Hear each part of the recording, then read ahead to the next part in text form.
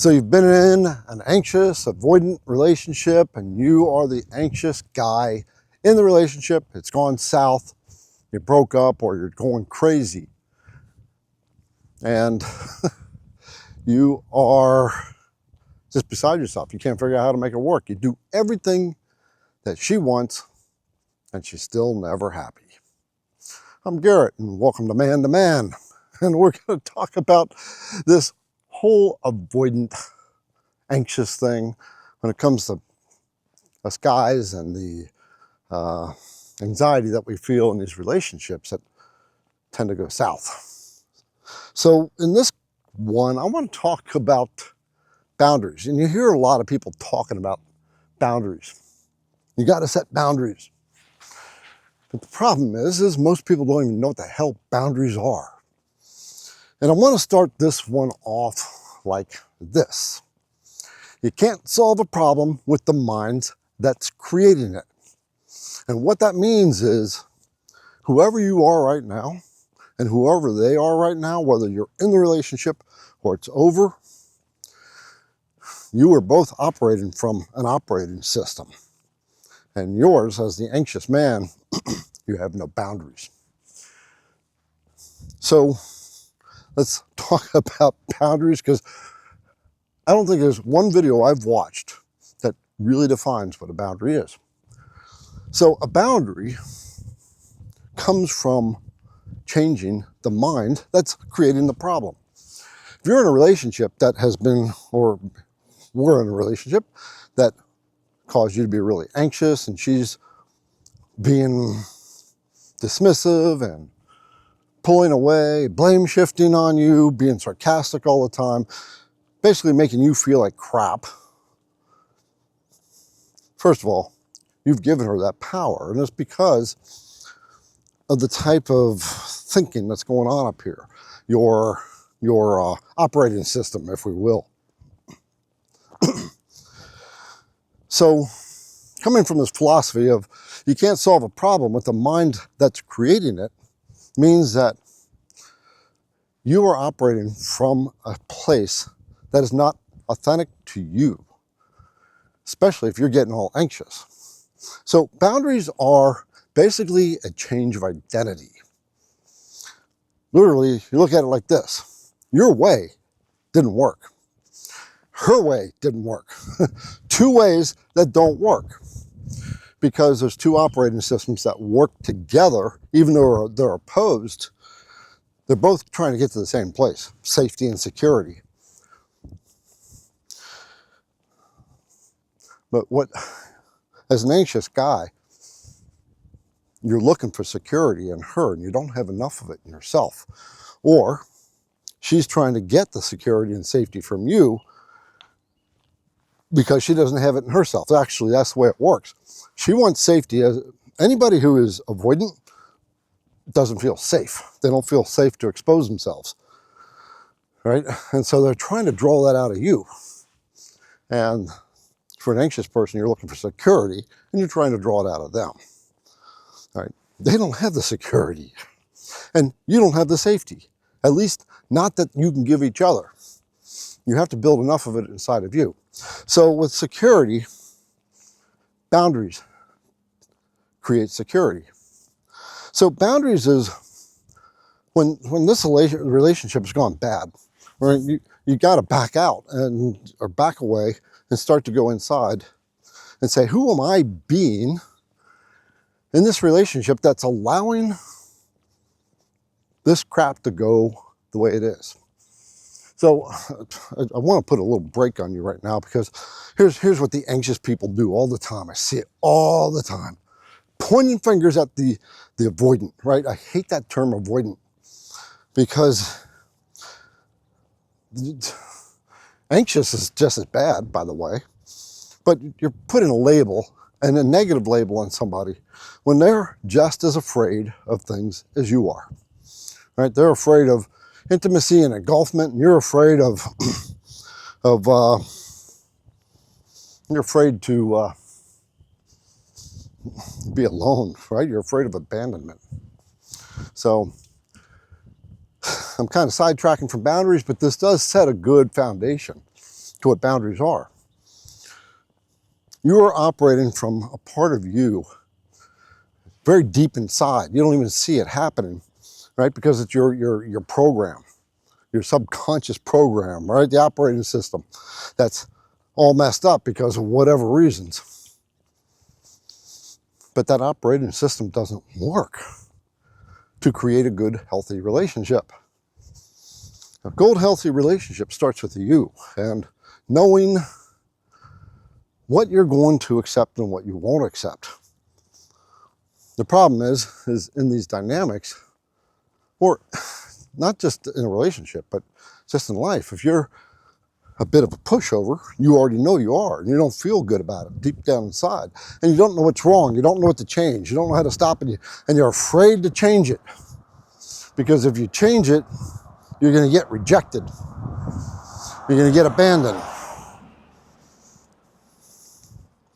Guess what? Guess what that fear does? It actually creates that situation. And the person, the avoidant, the fearful person, right? The afraid person. You're both afraid again. We'll use avoidant because that's the only term that everybody seems to understand, but we're not going to use it as a negative term, right?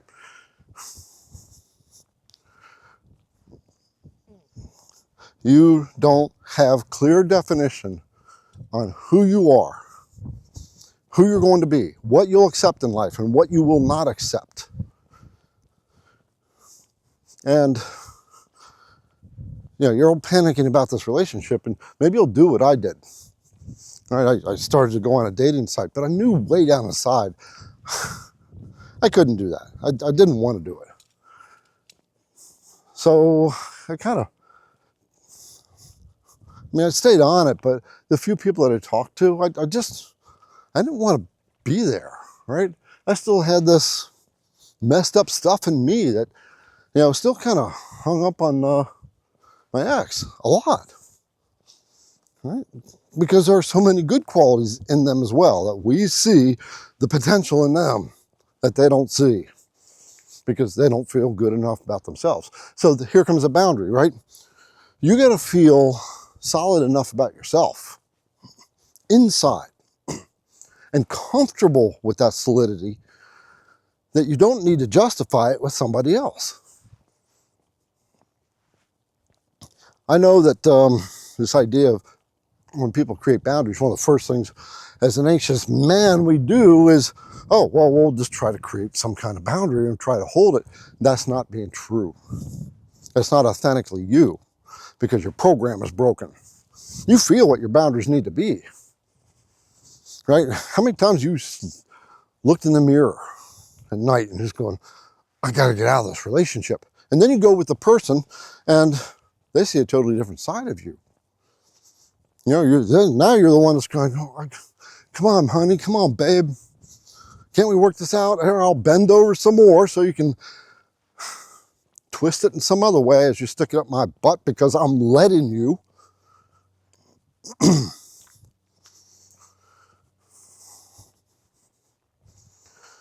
Boundaries is not just some keyword that's going to work, but you laying down some kind of law in yourself thinking that that's going to make a difference. They can spot you faking it a mile away. Why? It's in your eyes. It's in your actions. It's in your constant actions. Right? It's not one time that gives us away. It's the pattern that gives us away. Just like the patterns that they have of disrespecting you.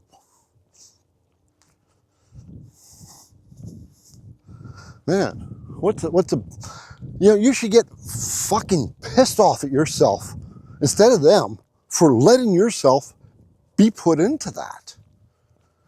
This is where I see the biggest mistake in people, but I get it, right?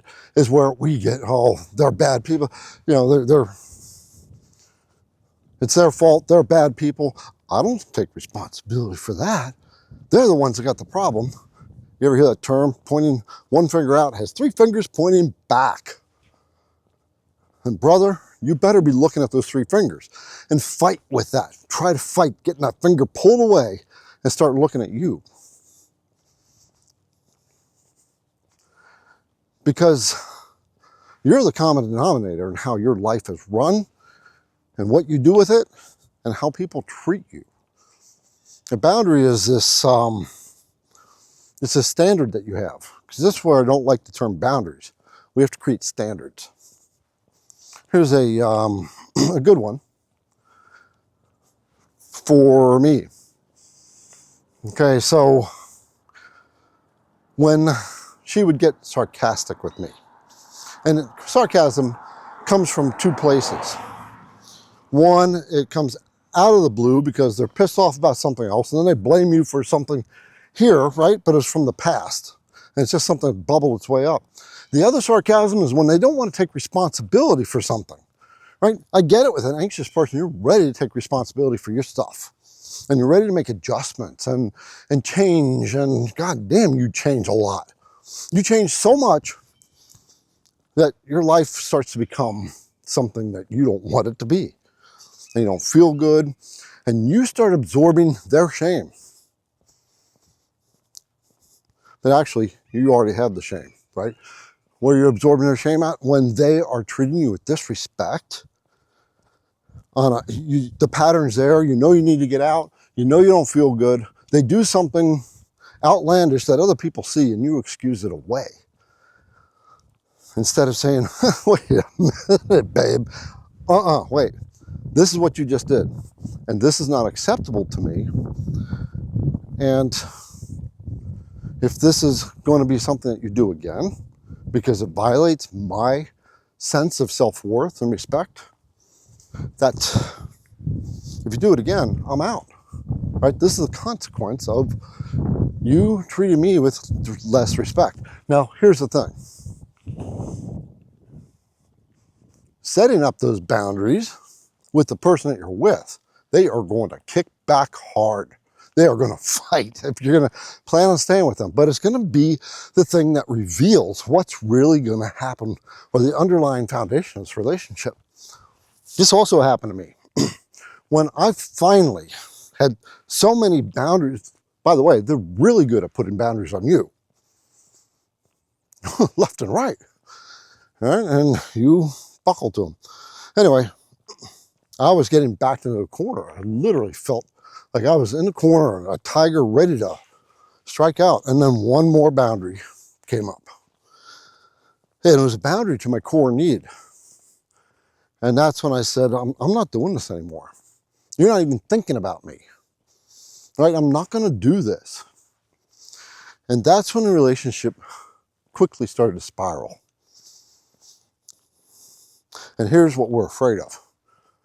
Let me say what happened. A month later, I finally said, I'm getting out of this. Right? I'm not going to do this anymore.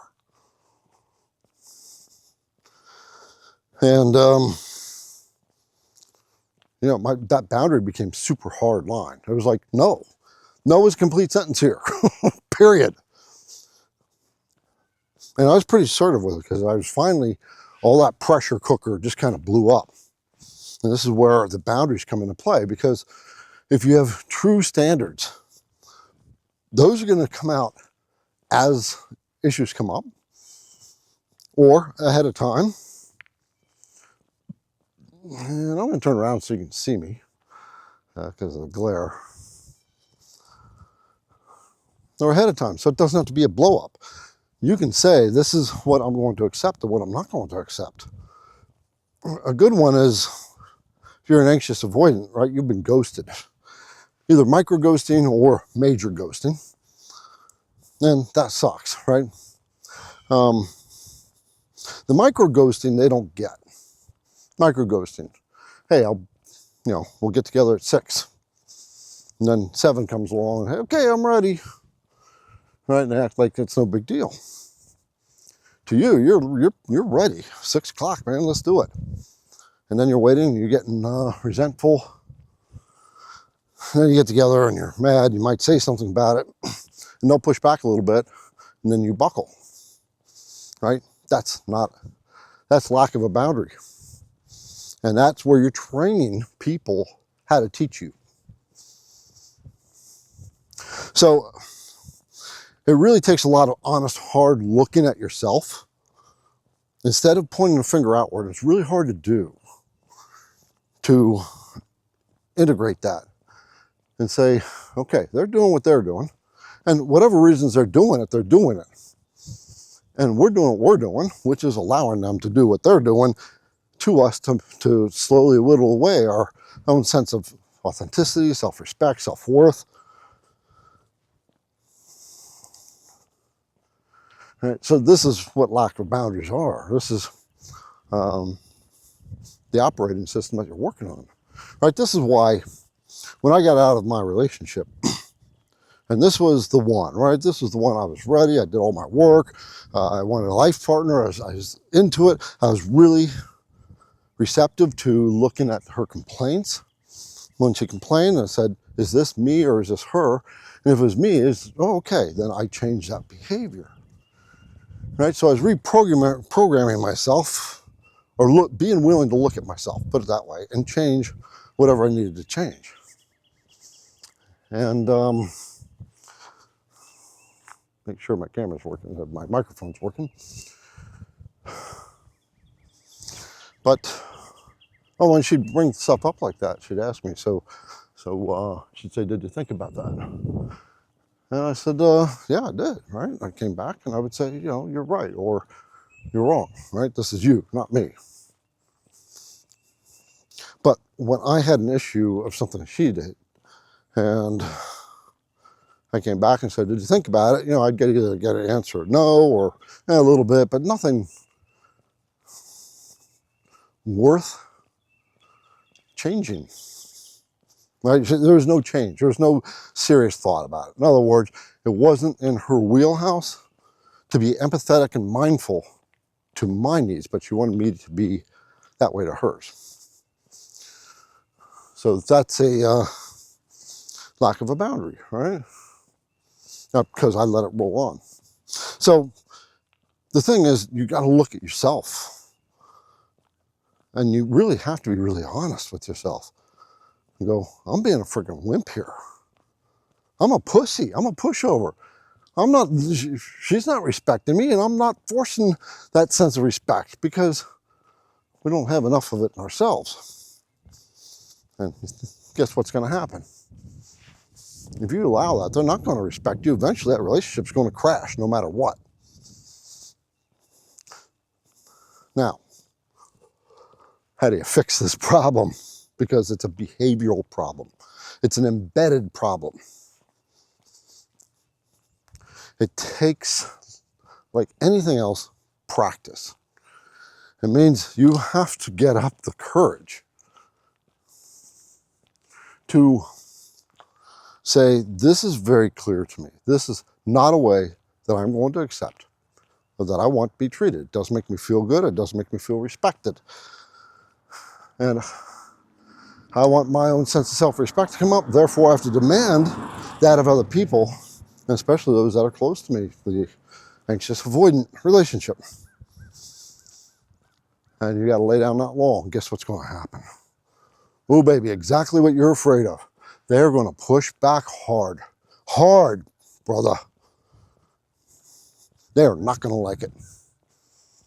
And this is where you have to grow a set of kahunas and say, okay, you know, I don't want to be in this relationship with this dynamic anymore. And if this is something you're not going to address, look at, or consider, and be respectful of my needs as well, this isn't going to work. Now, if this is something that you actually get the balls and the guts to actually do, it might come out as a blow up. It doesn't need to come out perfectly because you're practicing. You're doing it for the first time. And you might even buckle the first few times. You can go back even after you buckle and say, wait a minute, I started this and I let it go again, and I'm not going to do this. You know, what are your core needs? Not your core fears. What are your core needs? What do you really want? I mean, do you really want a relationship that's going to last? You've got to be a leader of your own life. And that requires you to change who you are. So one of the things she said once when we were having one of our last conversations, which is when I was I came out of the corner like a lion, right? And I blew up. And she's going, well, that means I got to change. And my thought was, well, yeah, you do. I didn't say it, but in hindsight, who would have rather said it? Said, I have to change. I'm changing. You have to change. Babe, what we're doing doesn't work. That means we both have to change. But you can't make anybody else change if they don't want to. Doesn't matter how good it looks like they want to. If they truly want change, they're going to be expressive about it. And they're going to ask you about it. But until then, I'll tell you, from the school of hard knocks, 64, right? And I've gone around this circle as dismissive avoidant and then an anxious. It was actually like a slight switch right around 40. And so 20 years of these anxious relationships, getting on either with narcissists or dismissive avoidance or fearful avoidant. I hate these terms, but it helps you understand what's going on if you understand the underlying aspects of what these labels are defining.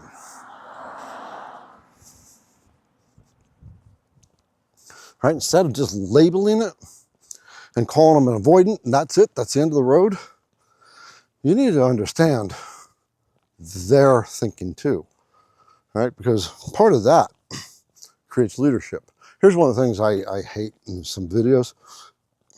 See how to get your avoidant back.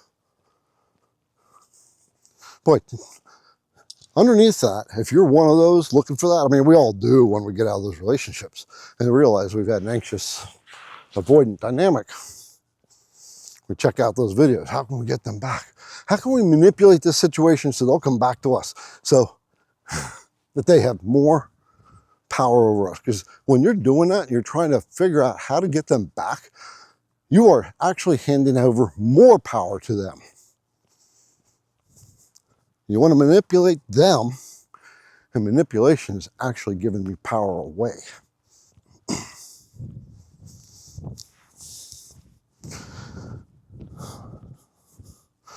Someone who has the audacity and the courage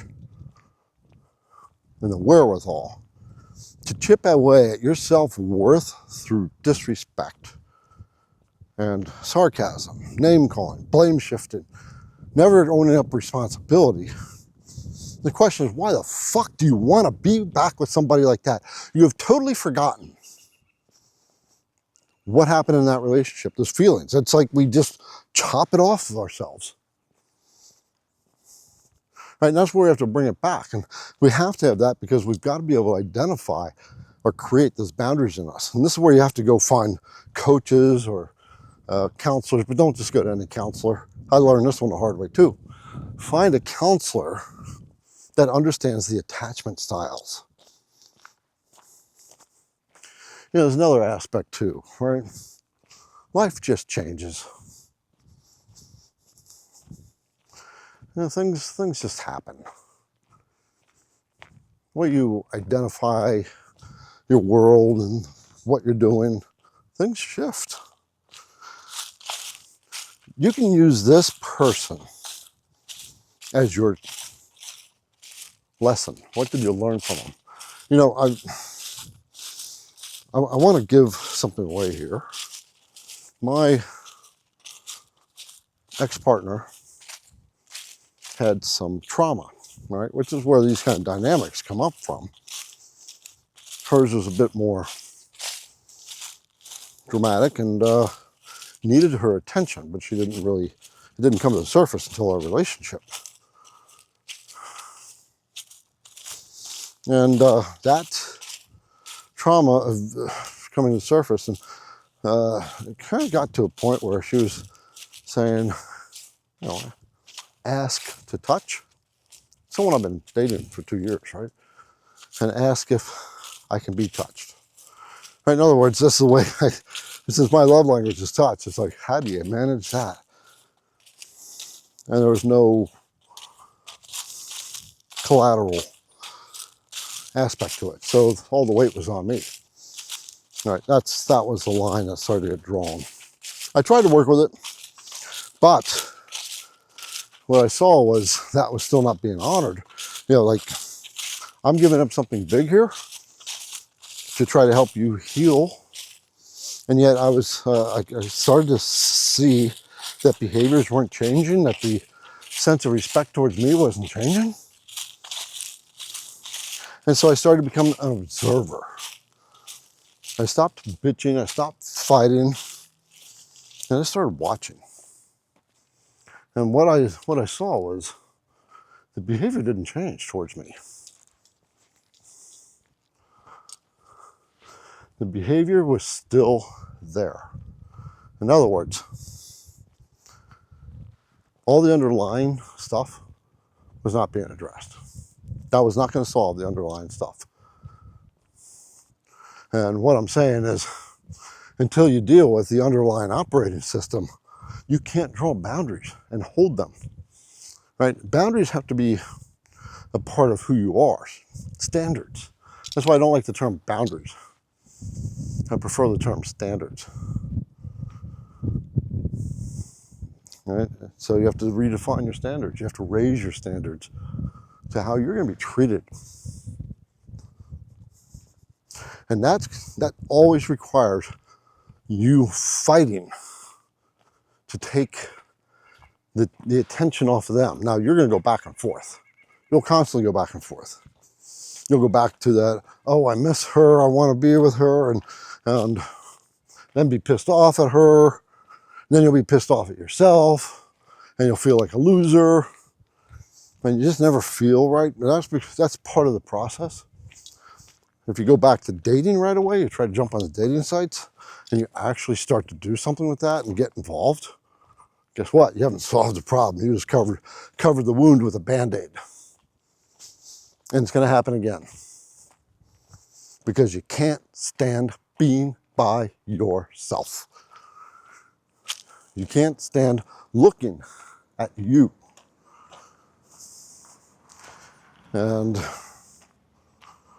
realizing that the shortcoming is inside of you, my friend.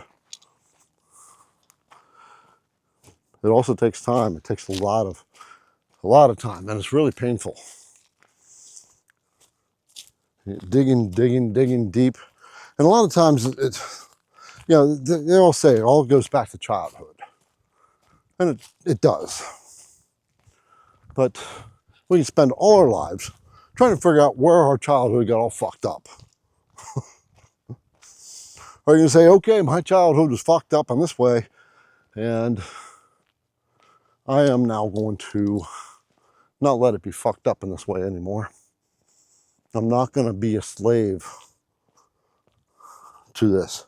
Learn. You've got to be a learner, a self-learner. You've got to,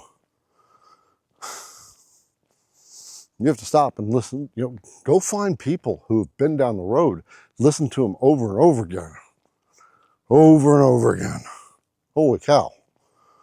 Because it's got to get burned into you so bad, so hard, over and over. Everything happens from repetition.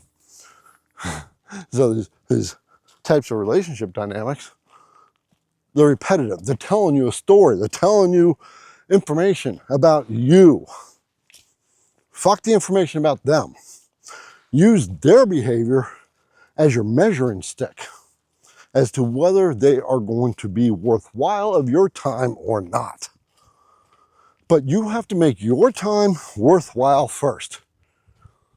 Being alone is tough, especially when you start to get my age. It's like, damn, I'd really like to have someone that's really going to be there, right? In a relationship, there are three entities.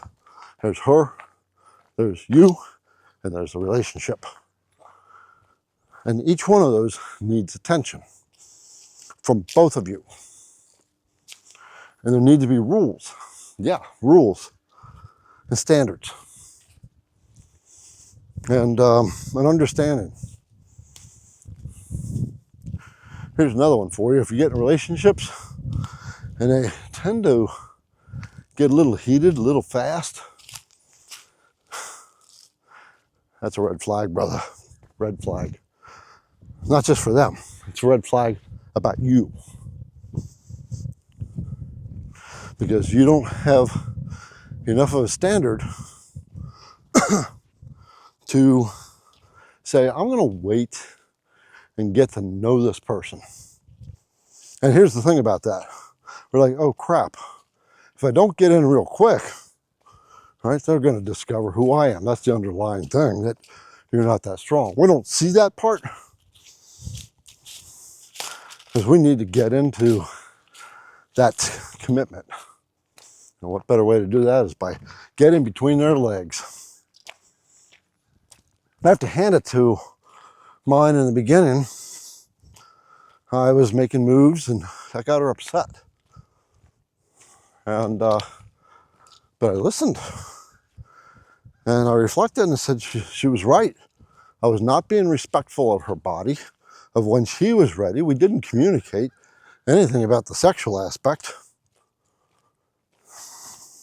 I was just assuming to do what I normally have done. So I changed that behavior. And I waited till she was ready. That's good. The thing is, you want them to do the same thing. At the same time, as long as that behavior change from you doesn't take away from your authentic self. Eventually in your relationship, there's going to have to be more intimacy. So, there's kind of some natural guidelines that you can just intuitively can follow, but there's also the external guidelines. If they're telling you they don't want kids and you want kids, you best need to be out of that relationship, because it's not going to get you what you want and you're going to waste a lot of time. And you're going to miss opportunities to the person that does want to have kids. So, when it comes down to it, this boundary thing, boundaries are you looking at yourself and seeing these behaviors that people have taught you, have shown you that you will accept. And starting to reprogram inside of you and say, I'm not going to do this anymore. I'm not going to allow this to happen. I remember when mine ghosted me quite a few times. And but there were two major ghostings that happened. One, it was a family thing that I had planned out. We were talking on the phone. I'll see you at this time. We're going to be doing this thing. And she didn't show up. And I said, okay, well, we'll be down there. And, I'm getting anxious already, because it's like I'm waiting we agreed on it, and she's not jumping on the bandwagon to get there. And it was important to me because of family. And then we're going into, I'm there, we're doing what the family was doing. And then I get a message, a text, I'm not coming down, whatever, I don't remember exactly.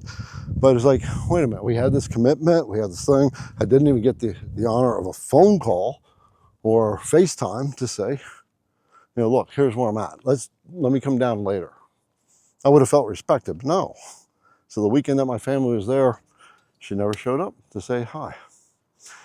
So I sat down with her and I said, this is how this makes me feel when you do this. And that's what I say: unloved, disrespected, dismissed, and unimportant. I think those are the four. And she heard, and I talked to her calmly.